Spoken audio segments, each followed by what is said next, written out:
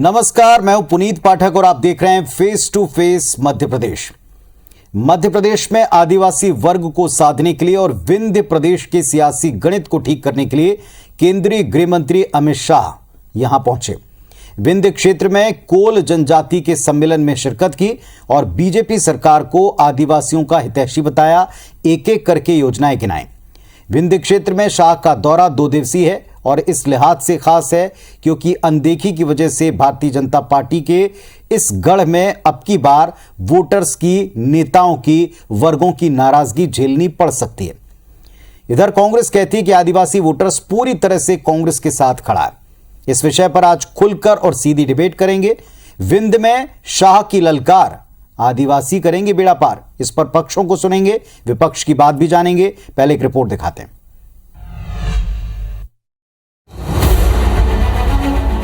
मध्य प्रदेश में पहली बार कोल समुदाय का सम्मेलन आयोजित किया गया।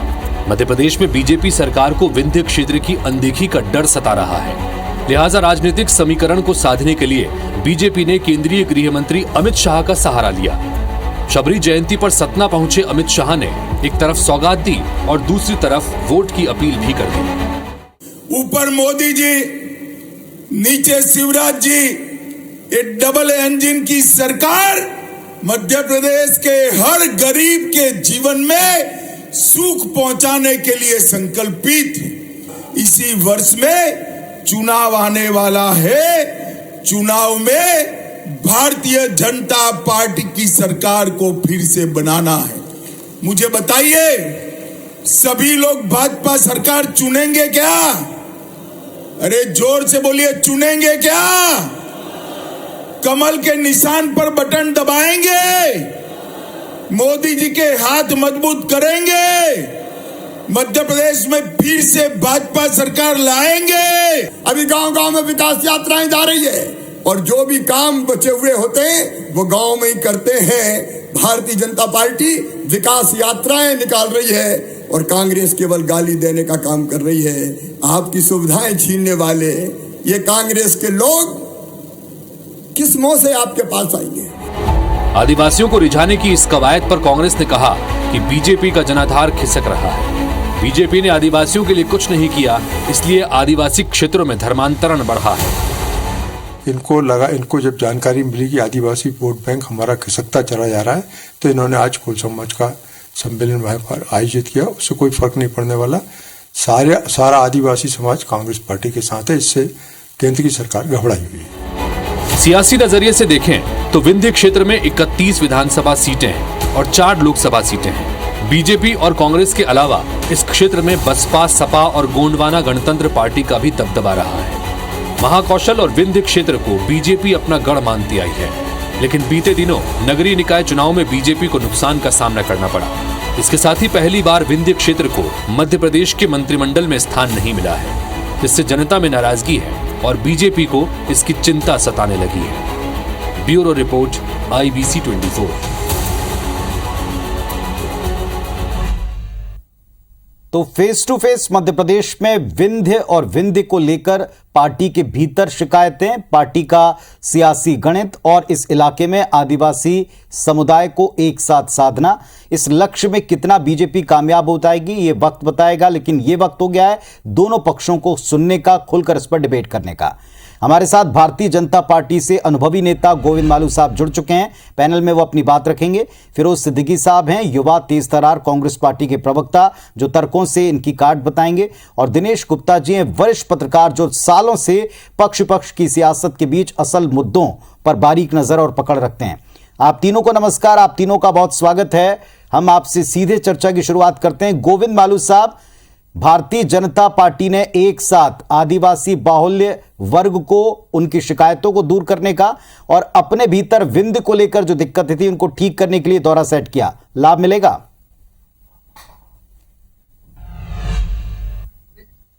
और कंपोजिट विकास, समावेशी विकास पर भरोसा करती है और लगातार हर क्षेत्र में भारतीय जनता पार्टी ने विकास के काम को भी पहुंचाया है और जन कल्याण के कार्यों का भी क्रियान्वयन किया है। इसलिए केवल चूंकि कौल आदिवासी ज्यादातर उस क्षेत्र में निवास करते हैं और शबरी जयंती के अवसर पर उनका एक सम्मेलन आयोजित करना वो उस क्षेत्र में जरूरी था। मध्य प्रदेश के विभिन्न क्षेत्रों में, इंदौर में अलग, सागर में अलग, झाबुआ में अलग, सभी दूर कार्यक्रम भारतीय जनता पार्टी करती रही है। इसलिए क्षेत्र विशेष को देखकर कि हम उस पर वहां फोकस ज्यादा कर रहे हैं या हम उस पर हम डरे हुए हैं या हमको वहां घाटा होने की उम्मीद है, ऐसी कोई बात नहीं है। हम विकास के कामों को वहां तक पहुंचाया है और हम सब क्षेत्रों को समन्वित एकीकृत विकास करने में भरोसा करते हैं। इसलिए ये कार्यक्रम वहां हुआ। हम कोई कार्यक्रम हमने सागर में भी किया, रविदास जयंती का, इंदौर में हुआ, एनआरआई का सम्मेलन हुआ, इन्वेस्टर समिट हुई, झाबुआ में हुआ, आदिवासी सम्मेलन हुए, ऐसे कई जगह पर कार्यक्रम करते हैं। और ये विकास के काम विकास यात्राओं के जरिए पहुंच रहे हैं, विधानसभा में पहुंच रहे हैं। और चूंकि पिछले दिनों अमित शाह जी भोपाल भी आए थे, अनेक स्थानों पर दूसरे नेता भी गए थे, तो ये भारतीय जनता पार्टी की संगठनात्मक रचना का एक पूरा अलग रणनीति होती है। चलिए मालूम साहब, ये आपका ओपनिंग स्टेटमेंट है, मैं इस पर उत्तर लूंगा, आपकी बातों को विस्तार भी हम देंगे। फिरोज सिद्दीकी साहब, आप कांग्रेस की तरफ से अपनी बात रखें। आज केंद्रीय गृह मंत्री ने कहा कि अल्पकाल के लिए कांग्रेस की सरकार बनी और इस वर्ग के लिए, आदिवासी वर्ग के लिए, कोल समाज के लिए सारी योजनाओं को बंद कर दिया। यह असलियत है पंजे की सरकार की। अपना पक्ष रखें, क्या इसका लाभ वहां बीजेपी को मिलेगा? देखिए, सबसे पहले तो कि कांग्रेस की सोच रही कि आदिवासी हमारा सांसद बनेगा, आदिवासी हमारा मंत्री बनेगा, कलेक्टर बनेगा, एसपी बनेगा, इसलिए तो हमने उसको जो है आरक्षण दिया, SC ST दोनों को दिया, दलित और आदिवासी दोनों को दिया। एक बात। दूसरी बात, क्या अमित शाह जी यहाँ आए थे तो अमित शाह जी ये बता देते कि वो तो देश के गृह मंत्री हैं। NCRB की रिपोर्ट कहती है कि मध्य प्रदेश जो है अग्रणीय राज्य है, नंबर 1 राज्य है आदिवासियों के उत्पीड़न के मामले में, आदिवासियों के दुराचार के मामले में। अमित शाह जी जो हैं गृह मंत्री हैं, वो ये भी बता जाते हैं आज की जो सबसे ज़्यादा बच्चियाँ गुमी हैं वो आदिवासी समाज की बच्चियाँ गुमी हैं, जो गुमशुदा हैं वो आदिवासी समाज की बच्ची हैं। वो ये भी बता देते कि उनकी सरकार ने कैसे जहरीले जूते चप्पल आदिवासियों को बांटे। वो ये भी बता देते कि वो केंद्र के मंत्री हैं अमित शाह जी कि उन्होंने ट्राइबल सब प्लान बंद कर दिया मोदी जी की सरकार ने, तो वो उसको क्यों बंद कर दिया और उसके पीछे क्या कारण था। एक तो उपलब्धि गिना जाते, वो 2 मंत्री थे, उनके मंत्री भी थे, मुख्यमंत्री भी थे, डबल इंजन की सरकार थी। तो मुझे आपके पूरे पैकेज में कहीं उनकी उपलब्धियां देखने को नहीं मिली। आदिवासी समाज जिसने 15 साल भारतीय जनता पार्टी को, कांग्रेस से विमुख होकर भारतीय जनता पार्टी को सत्ता दी मध्य प्रदेश में, उसको सर का ताज पहनाया और उस आदिवासी को बदले में धोखा मिला, आदिवासी को बदले में दुराचार मिला, आदिवासी की बच्चियां गुमी, आदिवासियों के। चलिए, आपकी बातों को भी हम और विस्तार देंगे। आपने सिद्दीकी साहब अपनी बात रखी, फिलहाल दिनेश गुप्ता जी को सुनने की बारी आ गई। दिनेश गुप्ता जी, ओपनिंग स्टेटमेंट में आप बताएं कि विंध्य को चुनना और इस वक्त चुनना, टाइमिंग के लिहाज से, चुनाव के लिहाज से, उस इलाके के समीकरण, वहां की शिकायतें, दिक्कतों के लिहाज से बेनिफिट दे पाएगा भारतीय जनता पार्टी को, कांग्रेस के लिए चैलेंज बढ़ाएगा? पुनीत जी, भारतीय जनता पार्टी को पिछले विधानसभा चुनाव में सबसे ज्यादा जो सफलता मिली थी विंध्य में भी। यदि कांग्रेस पार्टी यदि वहां कुछ भी सीटें बढ़ाती है तो वो भारतीय जनता पार्टी का नुकसान करेगी।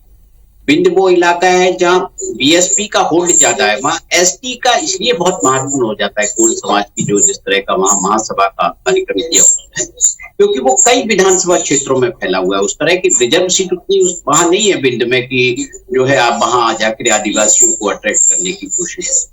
बेसिकली जिस तरह से कांग्रेस का फोकस भी विंध्य पर है, वहां आम आदमी पार्टी ने जिस तरह से अपनी की है, तो भारतीय जनता पार्टी के लिए चिंता का विषय है, क्योंकि ऐसा नहीं है कि आम आदमी पार्टी आएगी तो केवल कांग्रेस का नुकसान करेगी, वो भारतीय जनता पार्टी के नेताओं का को भी जो है कुछ ना कुछ नुकसान पहुंचाएगी, क्योंकि जो लोग आम आदमी पार्टी में जा रहे हैं वो भारतीय जनता पार्टी के नेता हैं, तो निश्चित तौर पर जो वो वोट काटेंगे वो भारतीय जनता पार्टी का वोट काटेंगे। इसी की एक रणनीति हम ये देख रहे हैं। लेकिन साथ खुद वहां यदि बिंद में अपनी ओपनिंग करते हैं, इलेक्शन की तैयारी करते हैं, तो वो वहां बिंद को बचाने की एक कोशिश है और वहां के नाराज नेताओं को मनाने की कोशिश है। यदि कोर ग्रुप के साथ बैठक कर रहे हैं तो वो निश्चित तौर पर वहां के जो लोग नेता नाराज हैं, कोऑर्डिनेशन की कमी है, मंत्रिमंडल को लेकर नाराजगी है, बहुत सारे विषय हैं जो शाह साहब अपनी मौजूदगी में वहां निपटाना चाहते हैं, जो चुनाव के लिहाज से बहुत महत्वपूर्ण है। चलिए, फिरोज सिद्दीकी साहब ने अपनी बात रखी थी। सिद्दीकी साहब, आज अमित शाह जी का भाषण आप इस रिपोर्ट में सुन रहे थे, मेरे ख्याल से आपने बाहर भी सुना होगा।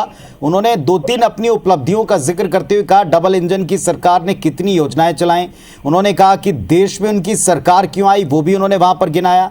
ये भी बताया कि अल्पकाल में आपने उनकी योजनाओं को बंद कर दिया।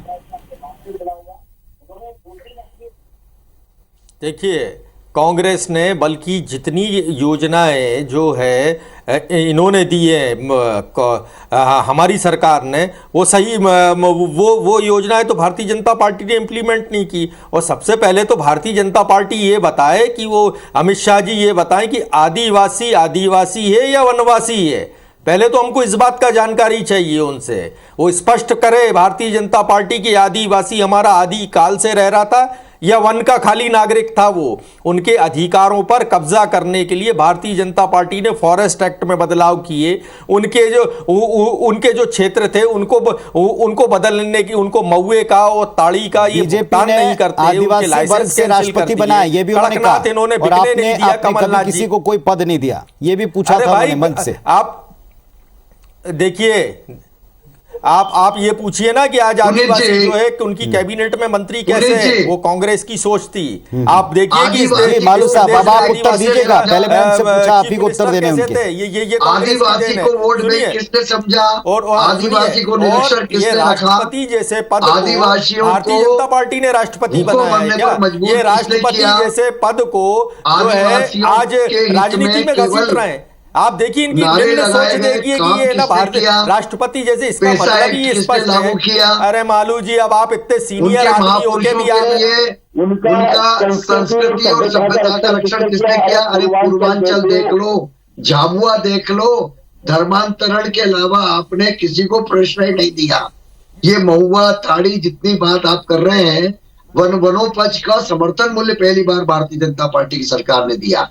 आदिम जाति कल्याण विभाग पहले अलग मंत्रालय भारतीय जनता पार्टी आप एक बात बताइए, धर्मांतरण के मामले में मध्य प्रदेश में अलग मालू जी एक बात बताइए, धर्मांतरण के मामले में कितने लोग जेल में है? छात्रावास, मालू साहब, आप उत्तर देना चाहेंगे? सरकार आपकी अगर धर्मांतरण हुआ तो क्या कोई जेल में है? पूछ रहे हैं आपसे। ये सब हमने दिलाई, तो कितने लोग जेल में आज की तारीख में? मिशनरियों के हवाले कर दिया।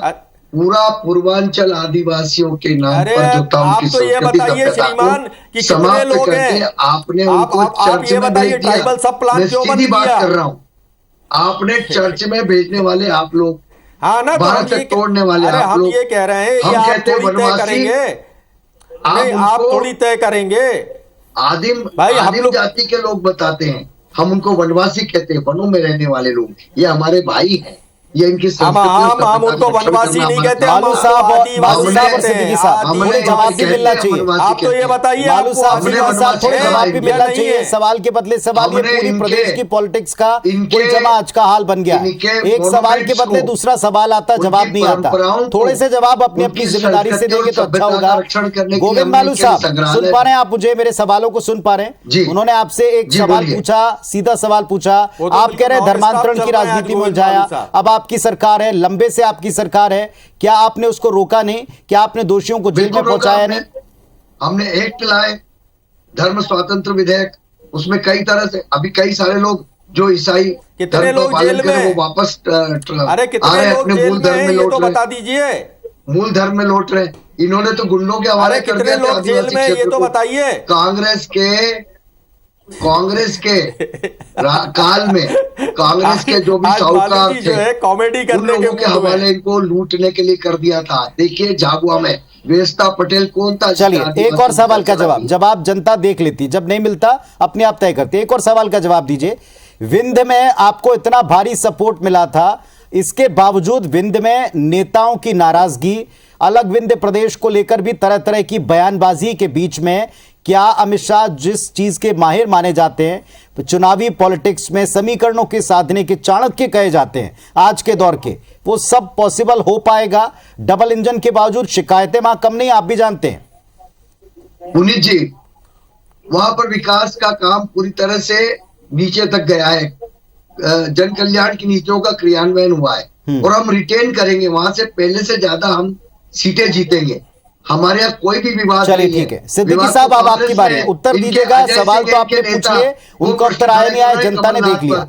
आप उत्तर दीजिए, क्या अमित शाह क्या आने से, क्योंकि आज उन्होंने कहा है, मुख्यमंत्री जी ने कहा है कि अमित शाह भी आएंगे, प्रधानमंत्री भी आएंगे, आना पड़ेगा, क्योंकि कांग्रेस को सारी चीजों का जवाब देना था, देश में एक तरह से अच्छा राज लाना था। आप बताएं, आपके लिए कितना चैलेंजिंग होगा अमित शाह जी का आना?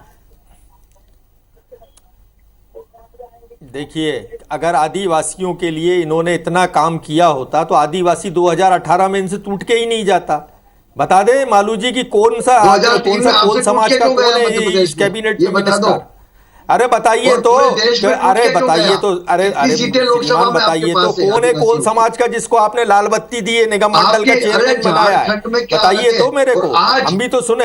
एक आदमी है बेवारी का जिसको कोल समाज का, वो भी कांग्रेस पार्टी का आदमी है जिसको तोड़ के ये लेके गए। चलिए लीडर नहीं है वहां कोल समाज। ठीक है, क्या प्रतिनिधित्व देने से सारी दिक्कतें दूर हो जाती है? एक बात ये भी है। चलिए फाइनल कमेंट की बारी आ गई। गोविंद मालू साहब, 20 सेकंड आपके पास। इस दौरे का आप क्या असर पाते हैं? देखिए, भारतीय जनता पार्टी के संगठनात्मक कार्यों को नीचे तक ले जाना और सरकार के कामों को ले जाने के लिए अलग अलग जगह पर अलग अलग आयोजन होते हैं। राष्ट्रीय नेता उसमें आते हैं, मोदी जी भी आएंगे, अमित शाह जी भी आएंगे और सब लोग जाते हैं और अपने कामों को जनता तक पहुंचाते हैं। जनता का प्यार स्नेह मिलता है और हम विकास यात्राओं के जरिए भी, हमारे नेताओं के दौरे के जरिए भी हम लोगों को याद दिलाते हैं। सिद्दीकी साहब, कांग्रेस पार्टी के लिए सीधा सवाल, इस दौरे से जनता को क्या मिला? ये बात की बात है, कांग्रेस को कितना झटका मिलेगा? देखिए, किस बात का झटका? मंच पे, एयर कंडीशन मंच पे खड़े होके और आपने भाषण दिया और चले गए। एक भी आप उपलब्धि नहीं बता पाए। आप ये नहीं बता पाए कि कौन मंत्री बना है कोल समाज से। आप ये भी नहीं बता पाए कि किसको आपने लाल बत्ती दी है या उसको मंत्री दर्जा दिया है। आप ये भी नहीं बता पाए कि है ना आदिवासियों के लिए आप आगे क्या करने वाले हैं। तो कुछ भी। ठीक है दिनेश गुप्ता जी, आपने दोनों पक्षों को सुना। जनता को कुछ इसमें हासिल होगा? चुनावी वर्ष है, इस तरह के अभी तो कई मंच हम देखेंगे अलग अलग समाजों के, वर्गों के। नहीं, देखिए, कुछ ना कुछ जो है घोषणाएं तो होंगी, पुनीत जी, जैसा मध्य प्रदेश में होता है। लेकिन आप ये देखिए कि यहाँ जो भारतीय जनता पार्टी है भिंड में, कहीं ना कहीं ये माइक्रो मैनेजमेंट पर जा रही है। वहां किस तरह से छोटे छोटे समूह में हैं जो जातियां हैं, उनको कैसे अपने पक्ष में रखा जाए, ये इसी कोशिश का एक नतीजा है। कोल समाज का जो कार्यक्रम हो रहा है और आगे भी हम देख रहे हैं कि भिंड में अलग अलग होंगे, कुर्मी का अलग होगा, सब अलग होगा। चलिए, अब इस माइक्रो मैनेजमेंट का, जिसका दिनेश जी जिक्र कर रहे हैं, माइक्रो मैनेजमेंट की माहिर भारतीय जनता पार्टी और खास तौर पर उनके कुछ दिग्गज माने जाते हैं और ये बात विरोधी भी अच्छी तरह समझते हैं। लेकिन असर कितना होगा और उसकी काट क्या कांग्रेस लाएगी, ये जरूर प्रदेश और विंध्य देखेगा। फिलहाल आप सबका मैं धन्यवाद देता हूं फेस टू फेस में अपनी बात रखने के लिए। नमस्कार।